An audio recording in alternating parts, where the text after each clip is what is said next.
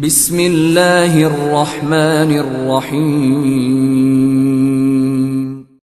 In the name of Allah, the Beneficent, the Merciful. الحمد لله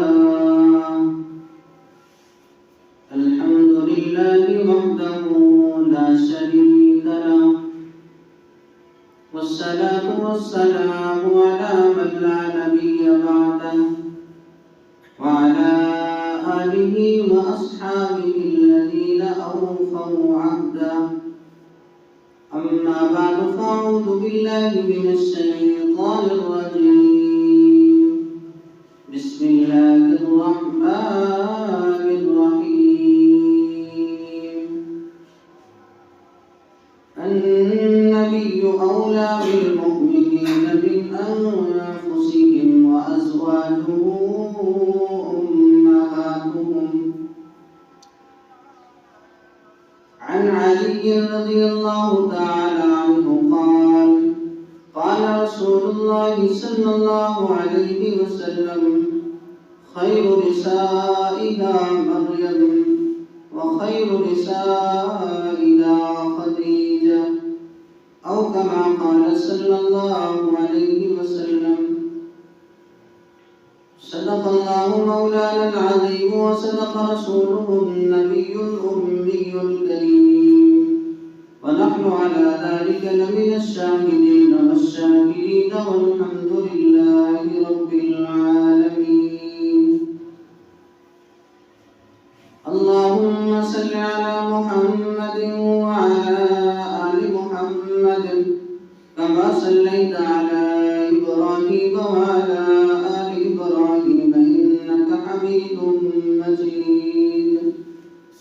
اللهم بارك على محمد وعلى آل محمد كما باركت على إبراهيم وعلى آل إبراهيم إنك حميد مجيد.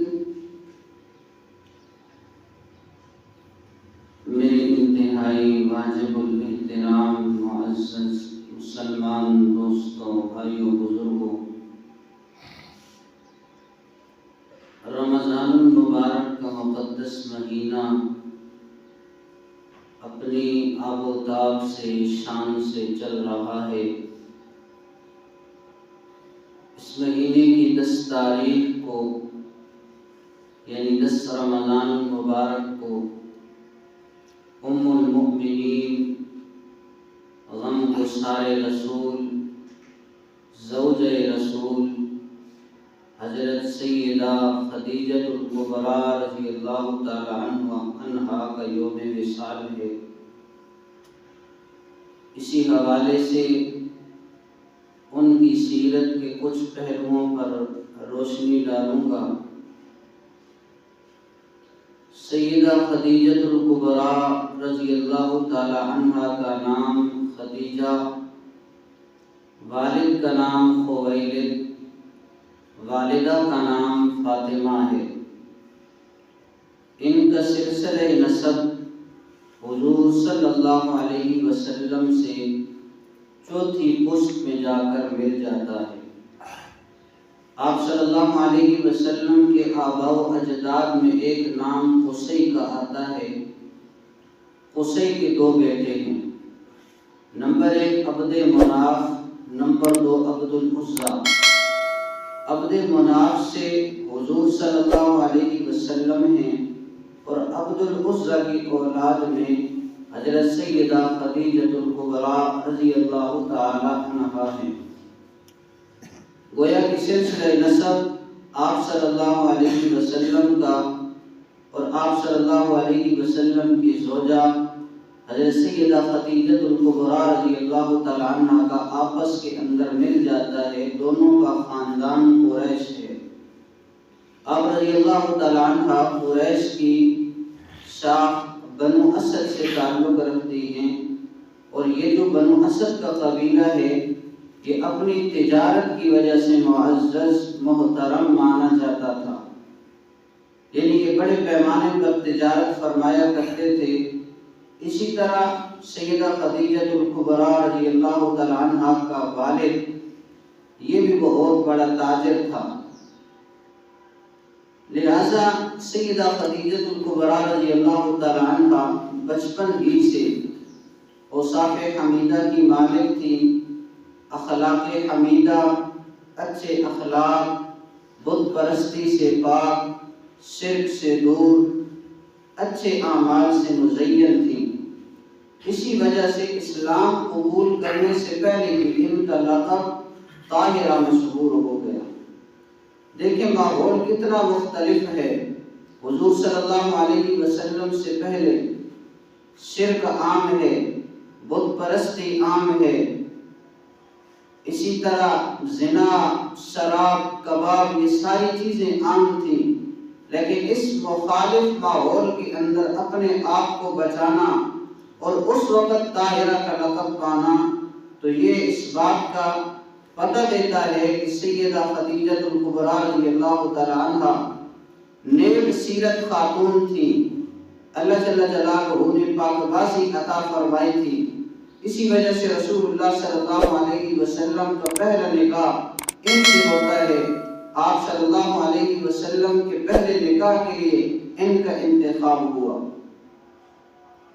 سیدہ خدیجہ الکبریٰ رضی اللہ تعالی عنہ انہوں نے آپ صلی اللہ علیہ وسلم سے پہلے 2 شادیاں فرمائی ہیں۔ پہلی شادی ابو حالہ سے ہوئی، دوسری شادی عتیق بن عائد مخزومی سے ہوئی، لہذا ان کا تیسرا نکاح تھا اور اللہ کے نبی صلی اللہ علیہ وسلم کا پہلا نکاح تھا۔ آپ صلی اللہ علیہ وسلم کی کڑیل جوانی، حضور صلی اللہ علیہ وسلم کی عمر 25 سال، اور آپ صلی اللہ علیہ وسلم کا نکاح سیدہ خدیجہ الکبریٰ رضی اللہ تعالی عنہ سے ہو رہا ہے، اور ان کی عمر اس وقت 40 سال، گویا کہ آپس کے اندر 15 سال کا فرق ہے۔ آپ صلی اللہ علیہ وسلم کی بیوی سیدہ خدیجہ الکبریٰ رضی اللہ تعالی عنہ آپ صلی اللہ علیہ وسلم سے 15 سال بڑی تھی، اور یہ بھی جو اللہ جل جلالہ نے انتخاب فرمایا، یہ ایک حکمت کے تحت انتخاب فرمایا۔ محدثین نے اس کی حکمتیں لکھی ہیں۔ میرے استاد محترم پیر و مرشد متکلم اسلام حضرت مولانا محمد الیاس محمد دامت برکاتہم العالیہ یہاں پر بطور فائدہ ایک بات بیان کرتے ہیں کہ آپ صلی اللہ علیہ وسلم سے نکاح سیدہ خدیجہ الکبریٰ رضی اللہ تعالی عنہ کا ہوا، اور یہ ایک بڑی عمر کی خاتون تھی۔ دیکھا جائے تو ابتداءً جب ان کا دوسرا حامل خود ہوتا ہے، اور بھی مالدار قسم کے لوگ تھے جنہوں نے ان کو پیغام نکاح بھیجا، لیکن انہوں نے یکسر انکار کر دیا۔ یہ بھی اس وجہ سے انکار کر دیا کہ اللہ جل شانہ نے ان کے دل سے مالدار لوگوں کی محبت کو نکال دیا کہ مالداروں سے نکاح نہیں کرنا، اس لیے کہ اللہ جل شانہ نے ان کا انتخاب اپنے پیارے حبیب حضرت محمد رسول اللہ صلی اللہ علیہ وسلم کے لیے کر رکھا تھا۔ تو لہذا اس وجہ سے ان دونوں کا آپس کے اندر نکاح ہوا۔ حکمت اس کے اندر کیا ہے؟ اس لیے کہ آپ صلی اللہ علیہ وسلم نے چند سالوں کے بعد اظہار نبوت کرنا تھا، اعلان نبوت فرمانا تھا۔ لوگوں نے آپ صلی اللہ علیہ وسلم کی مخالفت کرنی تھی، لہذا گھر کے اندر خاتون ایسی ہونی چاہیے جو کہ آپ صلی اللہ علیہ وسلم کو تسلی دے، جو کہ معاملہ فہم ہو، جس نے زندگی کے کئی سال گزار لیے ہوں، تاکہ وہ آپ صلی اللہ علیہ وسلم کو تسلی دے۔ یہی وجہ ہے کہ جب رسول اللہ صلی اللہ علیہ وسلم نے اعلان نبوت فرمایا، وہ لوگ جو آپ صلی اللہ علیہ وسلم کو صادق اور امین کہتے تھے، رسول اللہ صلی اللہ علیہ وسلم کے مخالف ہو گئے، اپنے خاندان والے بھی مخالف ہو گئے۔ رسول اللہ صلی اللہ علیہ وسلم نے گھر آ کر اپنی غمگسار بیوی کے ساتھ اس بات کا تذکرہ کیا، تو سیدہ خدیجہ الکبریٰ رضی اللہ تعالی عنہ نے گھبرانے کی بجائے آپ صلی اللہ علیہ وسلم کو تسلی دی۔ تسلی کن الفاظ کے اندر دی؟ حدیث کی کتابوں کے اندر وہ الفاظ موجود ہیں۔ فرمایا واللہ لا یخزیک اللہ ابدا، اللہ آپ کو کبھی رسوا نہیں فرمائیں گے، اللہ آپ کو تنہا اور اکیلا نہیں چھوڑیں گے۔ کیوں؟ اس لیے کہ آپ صلی اللہ علیہ وسلم کے اندر صفات ایسی ہیں۔ صفات کیسی؟ کہ آپ صلی اللہ علیہ وسلم انک لتصل الرحم، آپ صلی اللہ علیہ وسلم صلہ رحمی فرماتے ہیں۔ آپ صلی اللہ علیہ وسلم وتحمل الکلہ، جو نادار قسم کے لوگ ہوتے ہیں ان کے بوجھوں کو اٹھاتے ہیں۔ حضور صلی اللہ علیہ وسلم وتقرئ الضیف، مہمانوں کی مہمان نوازی کرتے ہیں۔ وتعین علی نوائب الحق، جو زمانے کے اندر مصیبت زدہ ہوتے ہیں، حق پر ہوتے ہیں، آپ صلی اللہ علیہ وسلم ان کی مدد فرماتے ہیں۔ لہذا یہ جو آپ صلی اللہ علیہ وسلم کے اندر صفات ہیں، ان صفات کی وجہ سے اللہ آپ کو تنہا نہیں چھوڑے گا، اللہ آپ کو اکیلا نہیں چھوڑے گا، اس لیے آپ نے پریشان نہیں ہونا۔ لہذا رسول اللہ صلی اللہ علیہ وسلم کو تسلی سیدہ خدیجہ الکبریٰ رضی اللہ تعالی عنہ نے ان الفاظ کے اندر دی۔ یہی حکمت تھی کہ ایک بڑی عمر کی خاتون کے ساتھ آپ صلی اللہ علیہ وسلم کا نکاح کرایا گیا۔ نکاح کیسے ہوا؟ آپ صلی اللہ علیہ وسلم کی امانت و دیانت کا چرچا سارے عرب کے اندر مشہور ہونے لگا۔ سیدہ خدیجہ الکبریٰ رضی اللہ تعالی عنہ اس وقت تجارت فرمایا کرتی تھی، اس لیے کہ ان کے والد خویلد یہ بہت بڑے تاجر تھے، لیکن جب انہوں نے بڑھاپے کی دہلیز پہ قدم رکھا تو اپنا سارا تجارت کا کاروبار، ساری تجارتی ذمہ داریاں اپنی بیٹی سیدہ خدیجہ الکبریٰ رضی اللہ تعالیٰ عنہ کے سپرد کر دی۔ انہوں نے 30 سال کی عمر کے اندر تجارت کو سنبھالا، 10 سال یوں ہی چلتے رہے، اور یہ تجارت اس طرح فرمایا کرتی تھی، اس لیے کہ خود خاتون ہیں، خاتون کے لیے گھر سے نکلنا مشکل، سفر کرنا مشکل، لہذا یہ 2 مرتبہ سال کے اندر تجارت فرمایا کرتی۔ ایک قافلہ یمن کی طرف جاتا اور ایک شام کی طرف جاتا، لوگوں کو بھیجا کرتی تھی، کسی مزدور کو مزدوری دی، اجرت آپس کے اندر طے ہو گئی، تنخواہ طے ہو گئی، وہ اس کو تنخواہ دے دی۔ اب اس بندے کا نفع نقصان کے ساتھ کوئی سروکار نہیں ہوتا تھا، اور کسی کے ساتھ معاملہ یوں طے پاتا کہ آپ کو 1/3 نفع دیا جائے گا، 1/4 نفع دیا جائے گا، نصف نفع دیا جائے گا، وہ اس کو دے دیا جاتا، اور اگر نقصان ہو جاتا تو یہ ساری کی ساری ذمہ داری سیدہ خدیجہ الکبریٰ رضی اللہ تعالی عنہ اپنے اوپر لیتی تھی، نقصان خود برداشت کرتی تھی۔ لہذا جب دیکھا رسول اللہ صلی اللہ علیہ وسلم کی امانت، دیانت، صداقت مشہور ہے، سوچا آپ صلی اللہ علیہ وسلم کے ہاتھوں سے تجارت کروائی جائے، آپ صلی اللہ علیہ وسلم کو سامان تجارت دیا جائے، ملک شام روانہ کیا جائے۔ آپ صلی اللہ علیہ وسلم کے ساتھ بات ہوئی۔ رسول اللہ صلی اللہ علیہ وسلم کے چچا ابو طالب اس وقت ان پر مشکل حالات تھے، انہوں نے اپنے بھتیجے محمد رسول اللہ صلی اللہ علیہ وسلم سے کہہ رکھا تھا، ابن اخی، اے میرے بھتیجے، کہ میں ایسا آدمی ہوں، میرے پاس مال کوئی نہیں، میں کمزور سا آدمی ہوں، اور میرے اوپر ان دنوں حالات سخت ہیں، لہذا ان حالات کو مد نظر رکھتے ہوئے رسول اللہ صلی اللہ علیہ وسلم نے حضرت سیدہ خدیجہ الکبریٰ رضی اللہ تعالیٰ عنہ کی پیشکش کو قبول فرمایا۔ آپ صلی اللہ علیہ وسلم کے ساتھ سیدہ خدیجہ الکبریٰ رضی اللہ تعالیٰ عنہ کا معاملہ طے پایا۔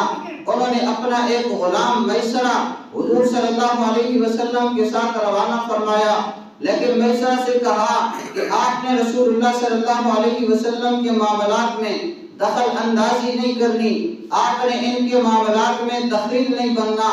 لہذا میسرہ آپ صلی اللہ علیہ وسلم کے ساتھ، اس نے آپ صلی اللہ علیہ وسلم کے اوصاف حمیدہ کا مشاہدہ کیا، رسول اللہ صلی اللہ علیہ وسلم کے ساتھ رہا کہ گرمی کے وقت آپ صلی اللہ علیہ وسلم پر فرشتے سایہ فرما لیتے۔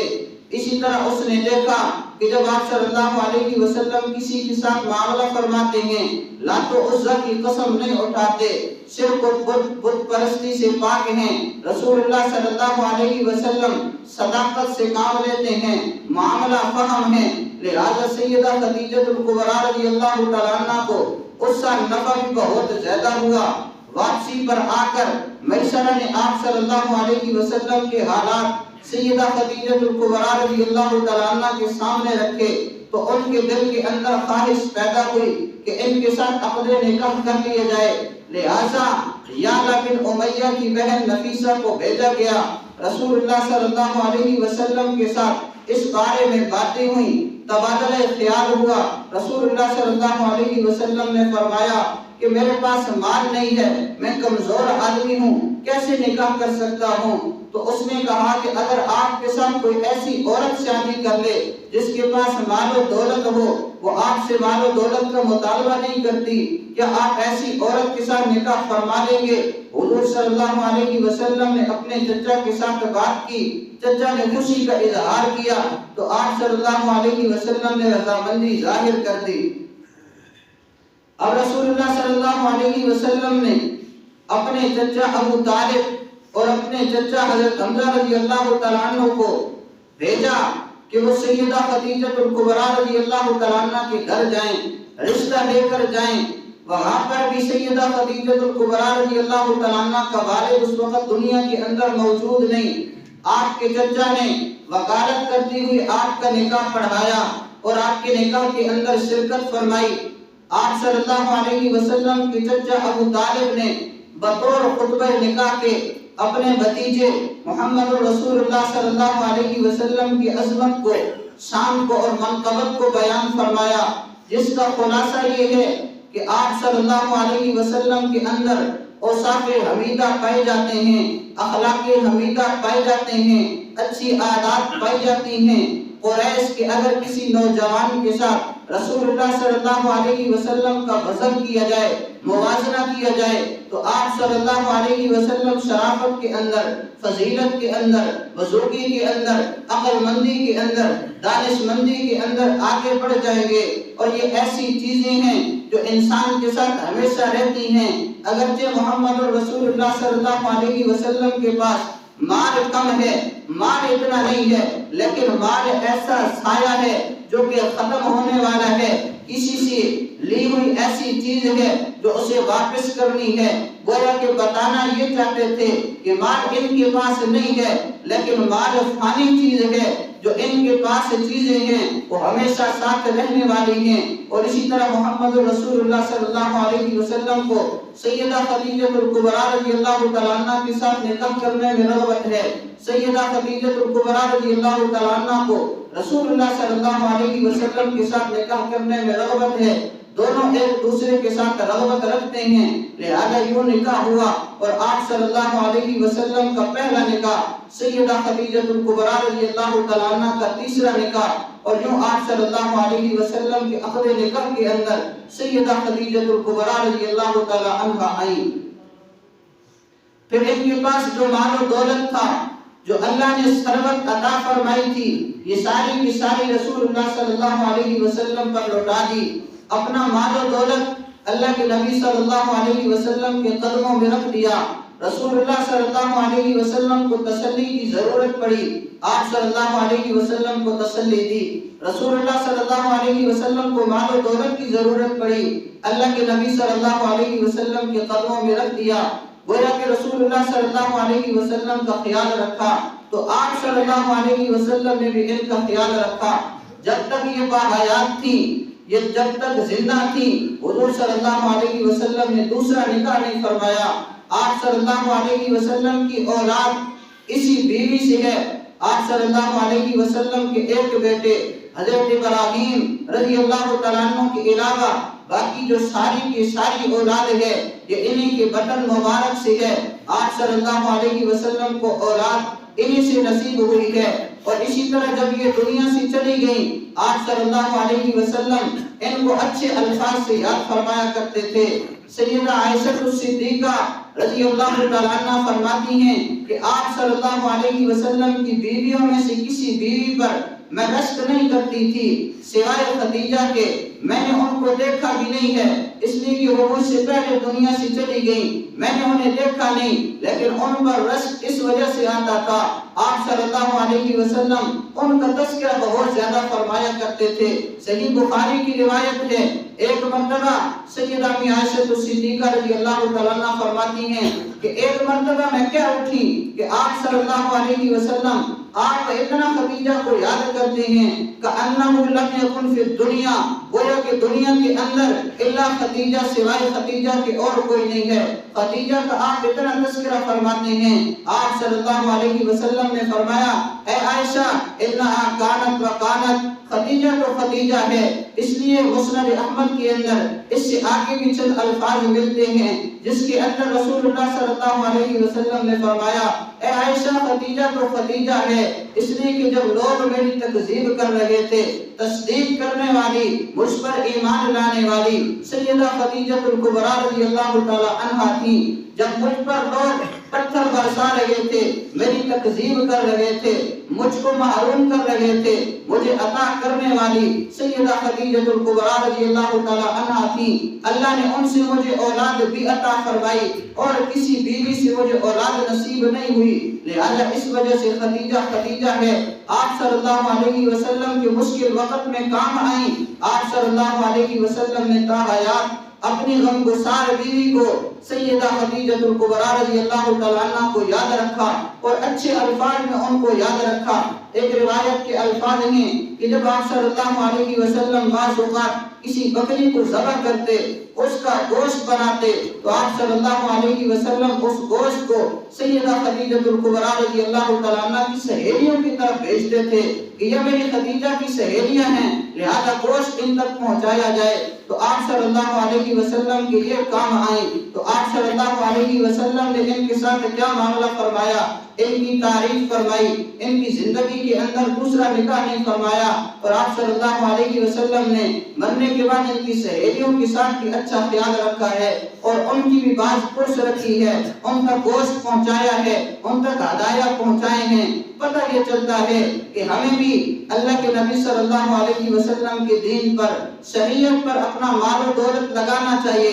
اللہ نے علم دیا ہو وہ علم لوگوں کے سامنے رکھا جائے، اللہ جل شانہ نے مال و دولت دی ہو وہ بندہ اللہ کے نبی صلی اللہ علیہ وسلم کے دین پر لگائے، جس طرح سیدہ خدیجہ الکبریٰ رضی اللہ تعالیٰ عنہ نے اپنا سب کچھ دین پر نچھاور کر دیا اور دین کے لیے قربان کر دیا۔